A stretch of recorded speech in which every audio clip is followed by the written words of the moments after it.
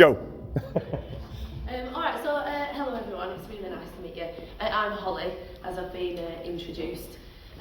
My background is nutrition and exercise science, so that's what my undergrad degree was, quite a few extra years back than I would like to divulge. My master's degree was sport and exercise science, because I then started majoring in biomechanics, so the basis of human movement. And then since then, I've done PGSE and various sort of trainer assessor qualifications and stuff. So similarly to the lads, I run a studio, nothing quite as big as fancy as this yet. This is what I aspire to be. Over in Barrowford, so not too far away. And I've been a personal trainer for about 12 years now.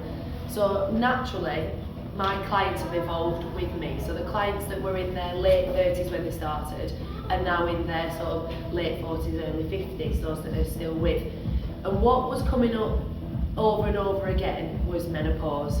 Their bodies were changing, their abilities to train were changing, and what then I needed to know and needed to be able to provide them was changing as well. So last year I did a whole host of training with Fitmill on menopause. So they've released a number of courses, so menopause for nutrition and physical fitness for nutrition for menopause support as well. So as it turns out, yes, you can try and carry on as you were, and you will have success to a certain degree. However, there are things that we can do differently and can manipulate to make things more successful for you. And that's kind of why I'm here today. This could be a whole month series, and there's so many little nuances and bits. So I'm going to keep it really simple today and hopefully give you some kind of takeaway tools that could be administered pretty much straight away.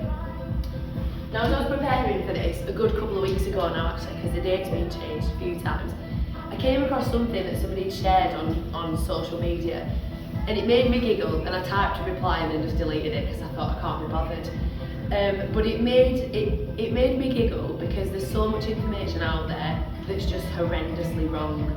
And it's a minefield then when you're starting to look at, well, that website says I shouldn't do this, and then this one says that, and I don't know what to listen to, but this one was next level, so I'll read it out. Picture of ovaries, I've made it look very scientific. There is no such thing as menopause, because that's a good start. When a woman ingests too much starch-based foods, such as meat and dairy, her fallopian tubes become clogged with mucus, preventing the ovum from releasing her ovaries. Menopause is the name we've given to this. A woman has 40,000 ova in her ovaries, with no reference, don't know where they got that from. If she only releases 6 ova from each ovary every year, based on very loose science that's basically how much you need to do to have 12-ish cycles throughout the month, how does she then run out of them? With this information in mind, by the time the woman approaches 80, she'd have only released 480 of them, so that she must have 39,520 left. So where have they gone? So as you can see, the doctors didn't tell our sisters why we stopped releasing ova, they just labelled it as menopause. Now, to relieve yourself from the menopause, listen up ladies, this is good, you must change your diet to an alkaline diet. So nothing with acid in, so no fruits, nothing like that. Avoid fruit at all costs, everybody knows that's a good thing to do. And you must also drink 3 litres of spring water a day, but not H2O, H32O. Different chemicals, alright? So not just plain water anymore. And you must also ingest a sea moss daily, also known as Irish moss, which will dissolve the mucus that you've built up because you eat too much meat and dairy. It can also be used for brain, muscles, thyroid, glands. It dissolves fat as well. So also you don't need to exercise anymore because you'll dissolve the mucus, dissolves the fat. Sea moss, that's where it's at. A few more I've listed above, blah blah. Iron is the spark plug of the human body. It's a mineral which conveys oxygen to the body and to the brain. So you're probably deficient of iron and therefore open to a bunch of other diseases. So basically, up your iron, eat sea moss every day. Menopause is a myth, and we know that because somebody created this. That's a bloody ballad must have written that down. Dr. Jonathan something. Turns out not a doctor of actual medicine either. I could be a doctor, I just have to go to uni for another 4 years. This got shared 30,000 times. This absolute bollocks about the fact that water that we're drinking is wrong and we shouldn't be drinking H2O, we need to drink H320, which is not a thing, by the way. So unfortunately, it's not that I can come here and just say to you there's no such thing as menopause, that's a lie, but it did give me a bit of a giggle. But if you're then wondering, well, where do I need to get the information from? If you were doing your own research externally, biggest piece of advice, scroll down to the bottom of the website and see who regulates the website. If it's something like the World Health Organisation or the NHS and something, it's had to have been checked at least to a certain degree. Don't go on bollocks.com or whatever website that was released from, because it's a complete lie. The biggest take-home message that I want to get through to you today is blood sugar regulation. The major thing that we can do at this time of sort of like menopause, let's call it a 10-year journey, is blood sugar regulation. And I say that people start it at different times, let's call it 10 years, it's usually more like 4. Now the reason that blood sugar is so important is because the effect it has on other chemicals in your body. So when your ovaries stop naturally producing as much estrogen, which ignoring that is an actual thing. So you get to an age, and it's actually between about 40 and 55 that this starts to happen. It does vary quite wildly. So at this point your ovaries stop producing as much estrogen. Now when this happens, and it's a completely natural thing, your body will try and produce it in another way, because we do need estrogen as females just to help with bone density, with regulation of other body cycles. And another way that we can produce a weak form of this estrogen is through the adrenal glands, which are located just above the kidneys. Now the adrenal glands have a number of other jobs within the body, and one of these jobs is the production of cortisol. Now I'm pretty sure, because you've had seminars and been learning about stress management and things, the lads were saying, you might have come across cortisol. But basically, in survival times, it was your fight or flight hormone. So it's regulated by the adrenal gland and also the hypothalamus in the brain, and it basically prepares your body to run or to react or to move out of a dangerous situation. The way that it does that is then sort of like by sub-releasing things like adrenaline. So when you exercise, when you come in, your cortisol levels will be slightly heightened. Even if you love exercise like me, I do get that heightened response just before I've started, like, what the bloody hell have you got planned for me today, sort of feeling. That's your cortisol and your adrenaline starting to rise. As you then exercise, you're using that, so it becomes useful. Your cortisol heightened levels and the adrenaline, brilliant, because I need it, because I'm going to use it. Now what happens though with modern day life is that it's way more stressful than we would maybe like to indicate sometimes. Because for an average woman, and please feel free to correct me if you think this is wrong, we're trying to hold down jobs, run a home, cleaning, cooking, preparing, looking after children, possibly looking after grandchildren, helping our friends out who might be struggling with things, driving here, there and everywhere to do stuff, remembering that you haven't done something in the house, so trying to squeeze that in. And there's a lot of moving parts, and arguably a lot more moving parts than 100 years ago, 200 years ago, especially for women, because we have to remember we fought to be this busy. It took a lot of brave women, a lot of hard work to allow us to be allowed to be this busy. Yeah, thank you for that. So, as a result, our cortisol levels that should be sort of just kind of ticking along like this are more naturally ticking along just a little bit higher. Now, because the adrenal gland is the main gland in charge of producing cortisol, if it's busy doing that, because you're making it do that, because you're really busy and you're kind of stressed, what it can't then do is make estrogen. And if your estrogen levels are starting to drop naturally because you're coming into the menopause, and you're kind of blocking your adrenal gland with this cortisol production, it's then going to struggle to then focus on producing the low levels of estrogen as well that it needs, just to help you tick along with less severe symptoms. So the more stressed we are in life, Yeah. the less estrogen we produce. From the adrenal gland, yes. And it is only a small amount. It's nothing like how the body would be producing it before, but because we need it for bone density stuff, for general regulation, your body does continue to produce it forever, just in these smaller quantities. But things get all confused. And we've got this thing called the HPA axis. So it's your hypothalamus, it's your pituitary gland, and it's your adrenal. And these three glands work in like a tri-axis. So one bounces and feeds information off the other. So if your adrenal gland is too busy producing cortisol, it's going to knock the axis constantly out. So then you're dealing with all your day-to-day stuff, and you're dealing with the fact that internally then this axis is struggling to regulate itself on a constant basis. Now life is getting busier and busier, like I said, and I'm using my clients as my reference point for this. So I've got clients who are working full-time, say for example as a teacher, which it's not a start at 8:30, finish at 3 job. There's lots outside of that, so it's a busy job mentally. So I have clients that are doing sort of jobs like that, looking after kids, trying to get here, there and everywhere. And then on the flip side of that, I've got clients of the same age who retired at 40, sold a business for 1.5 million and are now sort of living quite a chilled, comfortable life. Their experience of menopause is very, very different.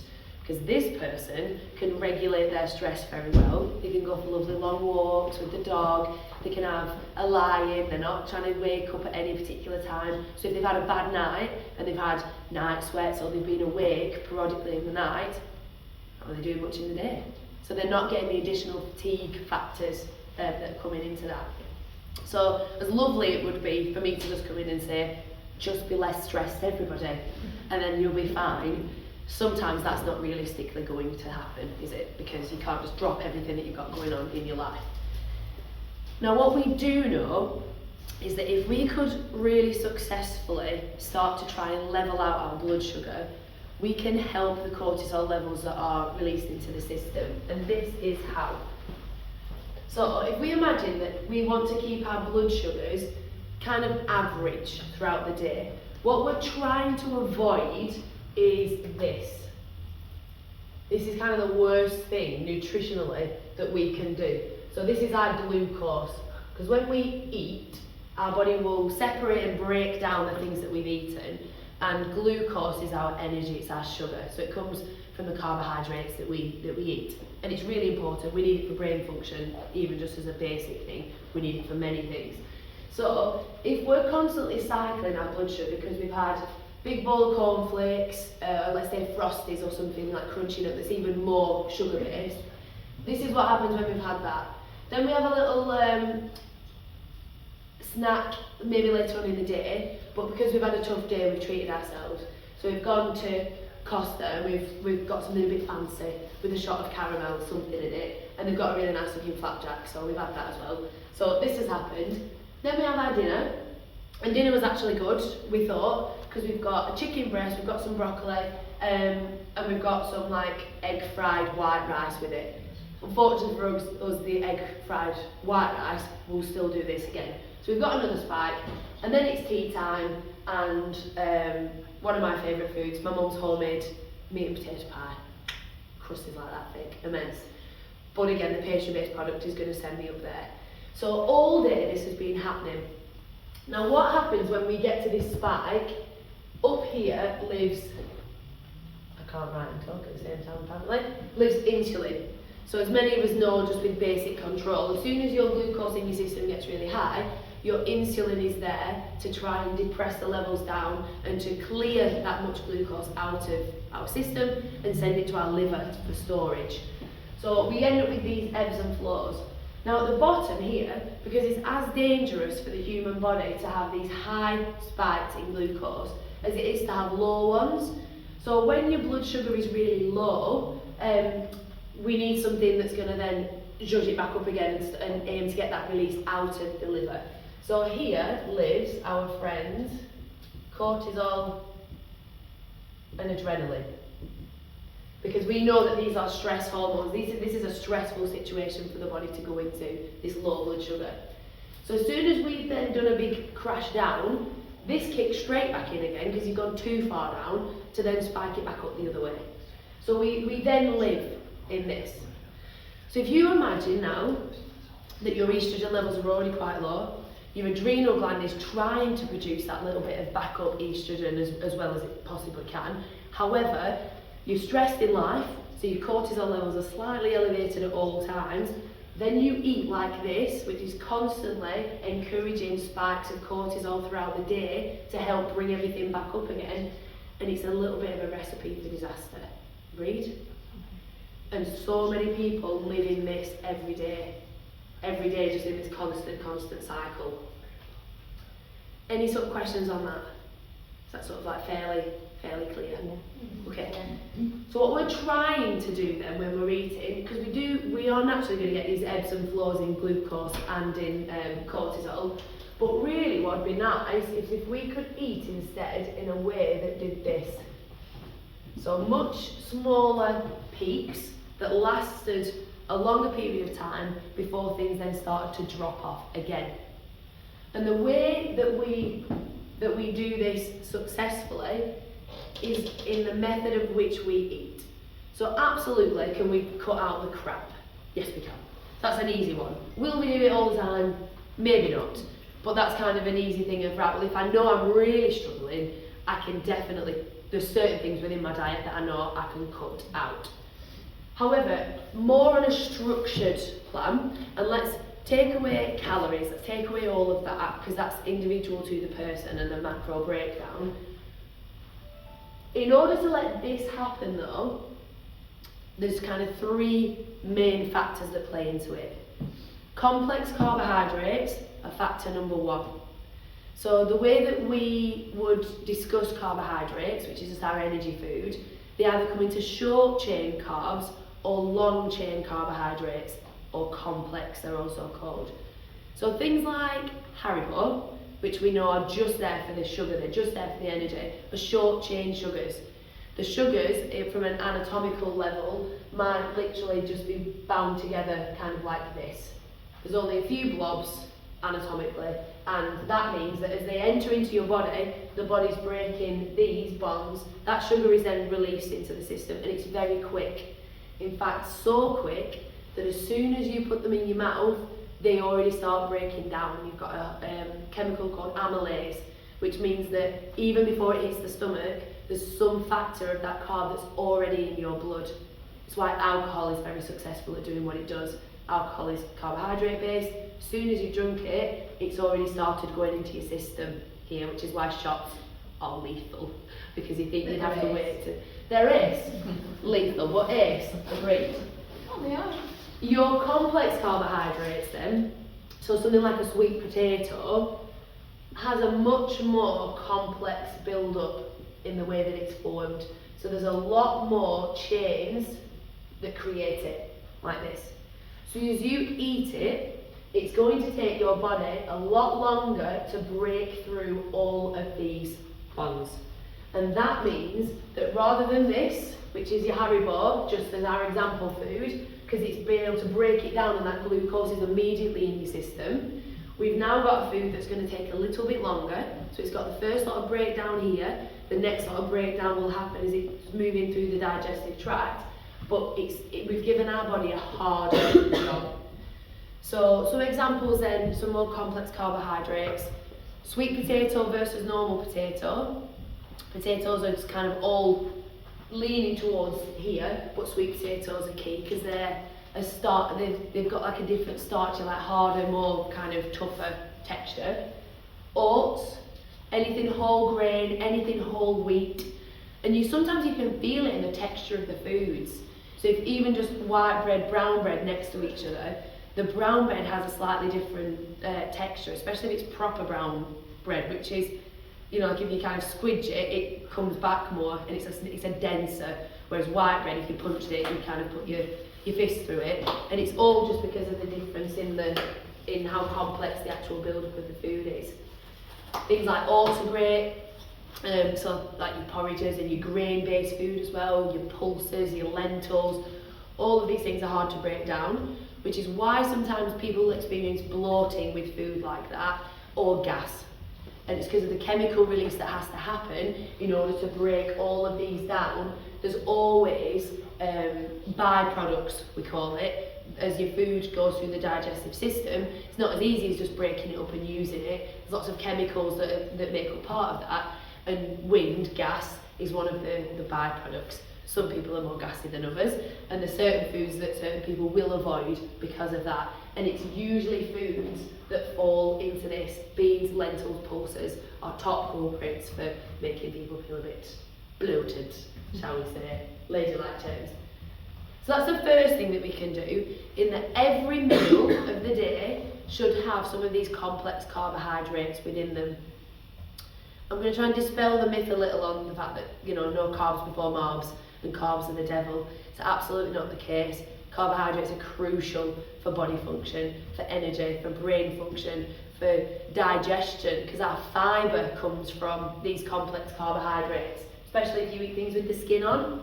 So potatoes, leave the skin on. Parsnips, leave the skin on. Fruits that can be eaten with the skin on, leave it on. It's full of really, really good fibre. And the more that we can kind of focus that on being in every small meal of the day, whether you choose to eat 3 square meals or whether you're more of a 4 or 5 smaller meals kind of a person, if we have those complex carbohydrates at every meal, we're encouraging food to move through the digestive system effectively. What we don't want is the body to be holding on to things. So complex carbs in every meal that we eat is a top tip. Secondly, if we're going to be increasing our fibre by doing that, we need to make sure then that we've got fluid through the body as well. Now water is obviously king. H2O, not H3O, just good old H2O, just spring water, is key. Now I do get asked a lot, how much water should I drink? And that does actually depend a little on how much you move your body, because it depends on how much of it you're passing through respiration and things like that. As a general rule, I would go, people should be aiming for about 1.5 litres as a minimum. I tend to go more than that just because I'm more active and I do tend to sweat a lot when I train as well, so I do try and keep myself as hydrated as possible. And if you do feel that you drink a lot of water but you still feel thirsty, it might be an electrolyte thing that you need to work on. So maybe a little pinch of salt or something, just encourage your body to hold on to the water, because sometimes it'll just keep passing through and you'll be thirsty but pissing like a racehorse basically.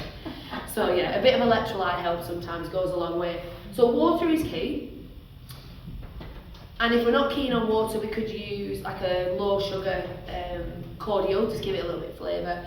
But things like herbal teas, fantastic, I know that's what you requested, because usually if we drink herbal tea, it's not with the presence of milk or with other things, it's just the flavourings from the natural leaves and things that flavour the water, so that's great. We do try and avoid other beverages, let's call them, being part of our daily fluid intake. So I'm happily swigging away here on my oat milk hot chocolate, a little bit of a treat, I'm enjoying it. I wouldn't really class this as part of my fluid for the day though, because of the calorie content for one, but also because of the oat content, because that's my milk of choice. I've gone down the carb route, haven't I? So really this has now become more of a food. Black coffee not so much, because again it's water and it's the coffee, and there's loads of health benefits from natural coffee. So just be cautious when you're thinking, well, I've had 12 brews today, I'm so hydrated. You're probably not. So as you put the kettle on, because weather like this is flipping freezing, you might want those brews, that's fine. But if you kind of had this sort of setup next to your kettle, chances are you'd be more entitled to have a little bit of water whilst you're waiting for the kettle to boil. So keep that fluid going, because otherwise you're at a higher risk of constipation or kind of bowel discomfort and things like that, especially if you've started upping your fibre content in your food. Is it right for every cup of coffee you should have an extra 2 glasses of water? Not necessarily an extra 2, but I would definitely encourage water with. I only have one day. In which case you'll be absolutely fine. But it's to stop encouraging the caffeine spike as well. So if you're hydrated alongside that caffeine spike, if you think about the percentage that caffeine is now making up in the blood that's circulating around, it's less, isn't it? Oh well, stop people over there.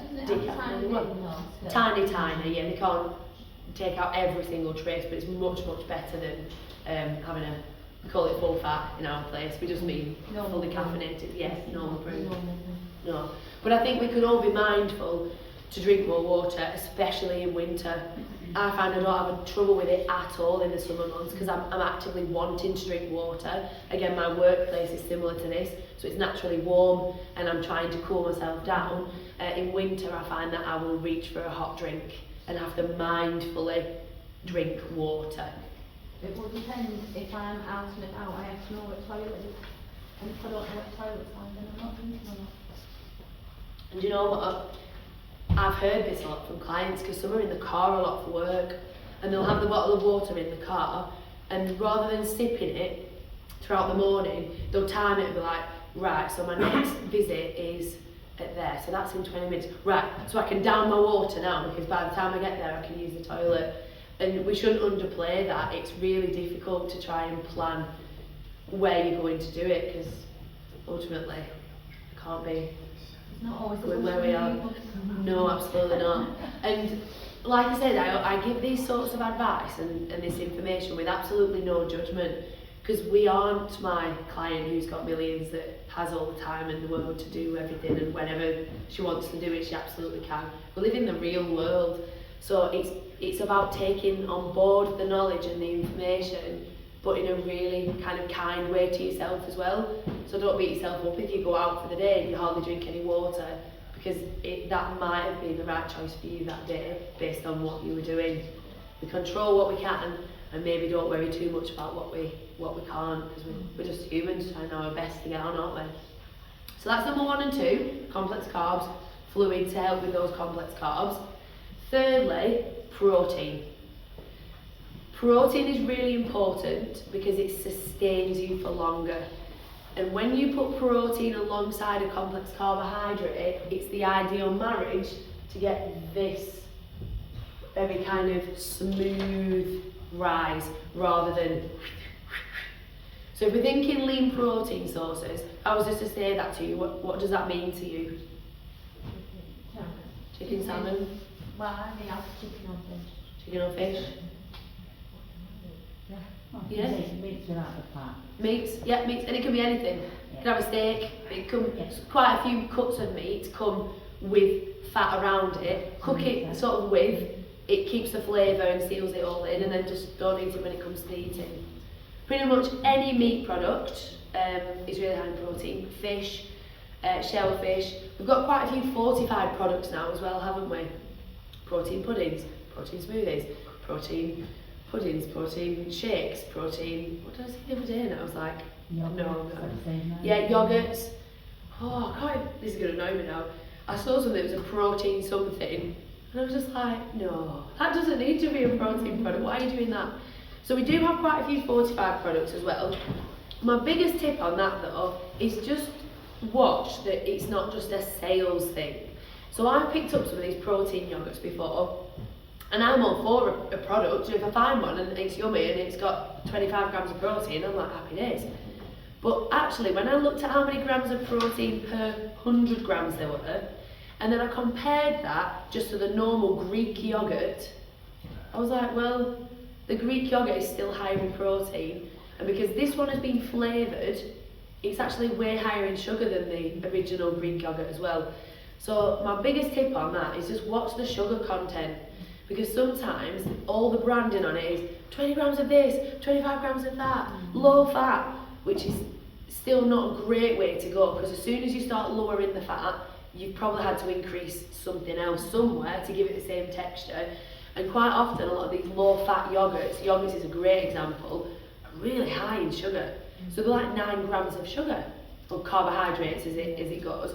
And when you're looking at those labels, and apologies if I'm telling you stuff you already know here, but there's always a carbohydrate, and then underneath it, it says of which are sugars.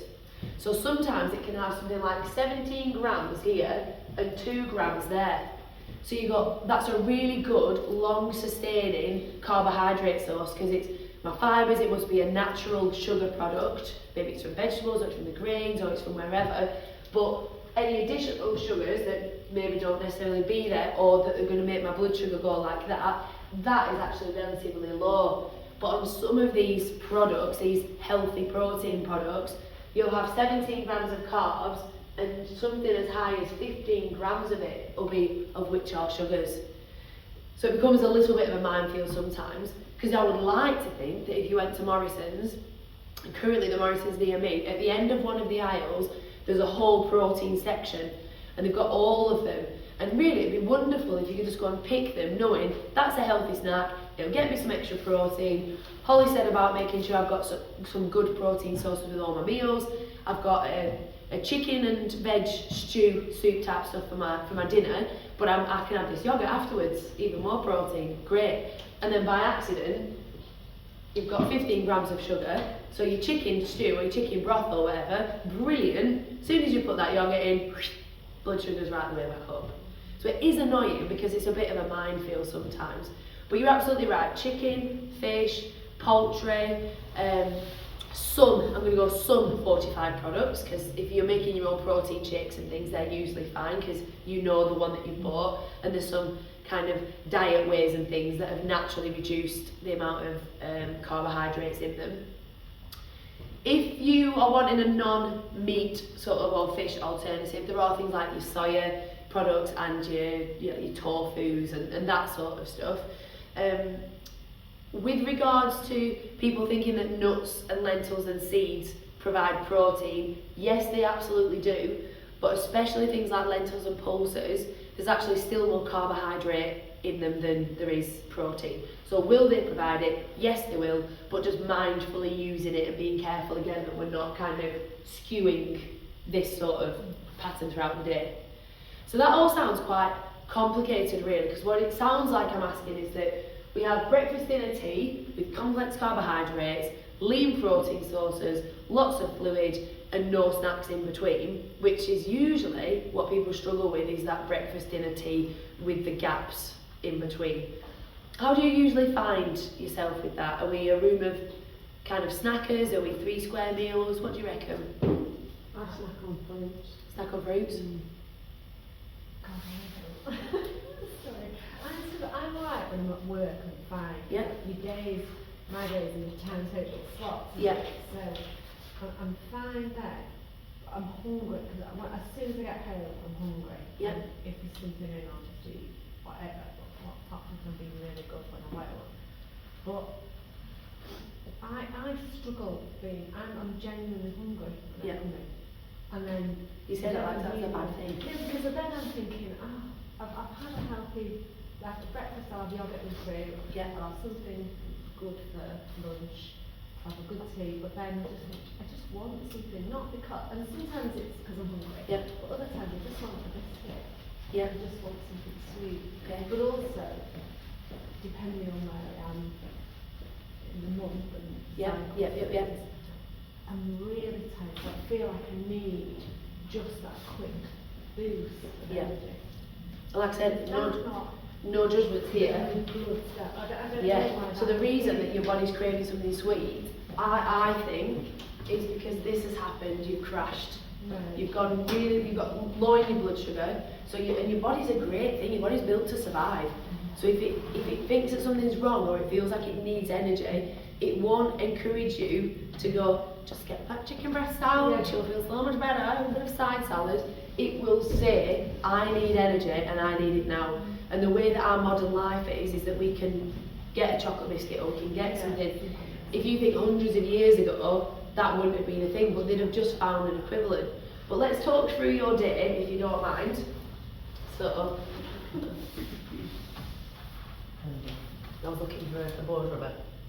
Because like I said, what I'd like to have is some really good takeaway tools that you can utilise. So, we go breakfast, and you said yogurt and fruit Yeah, as a typical breakfast. Yeah. What sort of yogurt is it? Greek yogurt. Greek yogurt, wow. Not the low fat one though, 'cause I can't stand that. Just sort of normal, but it's not so bad, is it? No, it's fine. People are still stuck in that Weight Watchers of 90s thing that we should eat low fat to lose and control weight. Please dispel it from your heads. It's not the case. It's fine to eat full fat. So, we've got our yogurt. What sort of fruits would you put with that? Raspberries and blueberries. Lovely. Raspberries and blueberries. Okay, so based on what I've told you, because I know you've retained everything, obviously, what food group is this? What's the yogurt coming under? Protein. It's also got some good fats in there, hasn't it? Especially because we've gone for the standard full fat. Fat is not the devil, fats are fine, especially when they're coming from a natural sort of dairy-based product. So we've got some protein and we've got some fats. What food group do fruits live in? Do we know? I don't know that. Oh, I can't. Well, there's fibre. There's fibre, which means that they must be carbs. Carbs. Now, because raspberries and blueberries, two of my favourite fruits by the way, so no judgment again, are non-skin fruits. Blueberries actually are better, but raspberries, the type of texture that they got, neither of them have that coarse kind of skin, so we know that there will definitely be fibre in there, but because of their very, very sweet nature, are they like a fully complex carbohydrate source? No. Possibly not. They're great. Sugar, the sugar that comes from fruits is a little bit of an anomaly one, because by structure, quite a lot of them sit like this, but because they're pure in their form, we break them down quite easily, especially fruits like that. If you're munching on something more like a pear that's got that coarse skin on the outside, that helps to sustain longer. But what we could do on this is sprinkle on some oats. Right. Uncooked, raw, grainy porridge oats. Just a little sprinkle on the top. Because then, what we have is protein. Got some slightly shorter train, the sweeter for the flavour, your fruits, which are great because they've got the longer fibre, they're good for your digestion, plus packed full of B vitamins and anti-inflammatories and antioxidants, which is amazing because that's just helpful in general. Pop a little bit of oats on, you've also then got your full complex. Boom, breakfast. And when I say a little, I mean just kind of fill, just like a little pot, just a little sprinkling. It's quite a nice texture actually as well, mixed with the fruit and things. So then you use the term healthy, you said healthy lunch. What does that look like for you at work on your typical day? One of them have like veg that I've roasted. Okay. And a piece of salmon. Brilliant. Just a standard cooked salmon, just Please, mate.